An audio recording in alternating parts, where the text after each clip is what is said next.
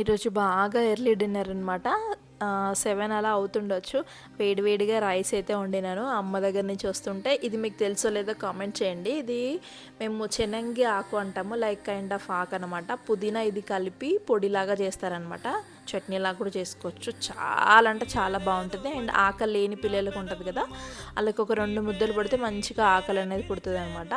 And మిరపకాయలు ఇవి మంచిగా అమ్మ అందులో ఏదో పొడి పెట్టి ఫ్రై చేస్తుంది అనమాట. అవి ఆ పొడి ఇచ్చి పంపించింది. అండ్ నేను ఇంకా మునగాకు తెంపుకొచ్చాను పైన. అది కొంచెం పప్పు వేసి ఉండాలన్నమాట.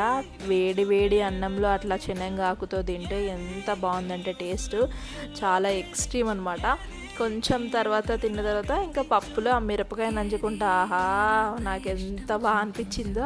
అమ్మ దగ్గర నుంచి వస్తే అంత ఊరికేనే రాలేము కదా, కనీసం కర్రీలైనా వాళ్ళు వండిన బేసిక్ కర్రీలైనా ఇచ్చి పంపుతారు కదా. ఈరోజు అదే ఫీల్లో ఉన్నా అనమాట ఒక రోజు మొత్తం నేను.